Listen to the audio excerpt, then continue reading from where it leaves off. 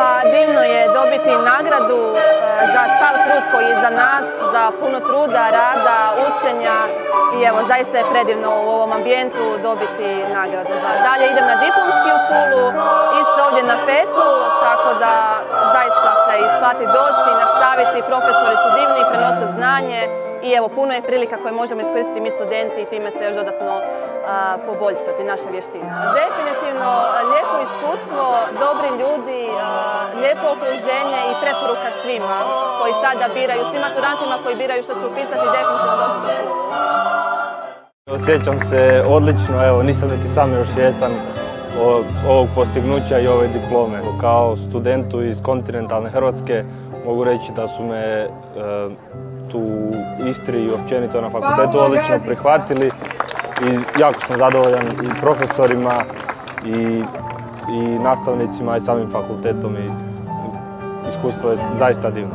Budući da sam zadovoljan sa prvim dijelom, odlučio sam upisati diplomski studij, te sam sad na 4. godini isto financijskog menadžmenta. Nakon toga planiram se zaposliti.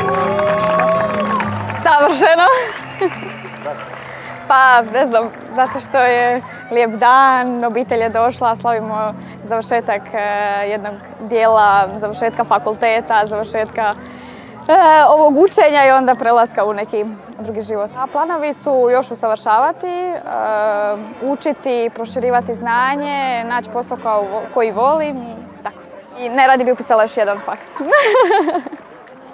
Pa evo, super, nakon 8 godina sam dočekao i ovaj trenutak.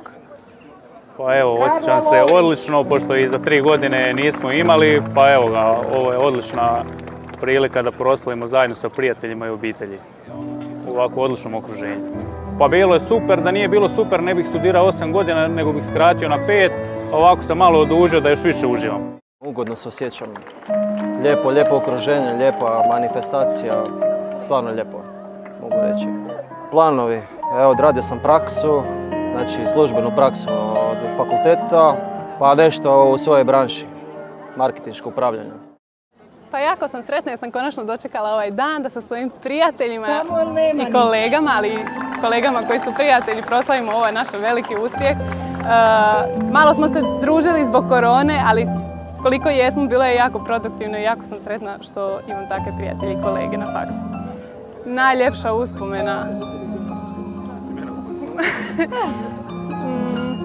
Pa najviše sam uživala kad smo radili projekte na fakultetu s mojim kolegom gdje smo imali kreativne neke slobode u kojima smo se mi ispunjavali kao i osobe, kao ljudi, gdje smo upoznavali jedni druge i rad s drugima i najdraži su mi ti trenuci i normalno oni privatni kad smo se družili, ne znam, društvene večeri i takve stvari. Pa ja sam se vratila u Slavoniju, odakle sam, dobila sam posao u Vukovaru, ja sam iz Vinkovaca u blizini, jedna perspektivna, isto mlada, nova, otvorena firma i nadam se da ću se prvenstveno ostvariti tamo, a onda vidit ćemo, možda i nešto više čeka mene.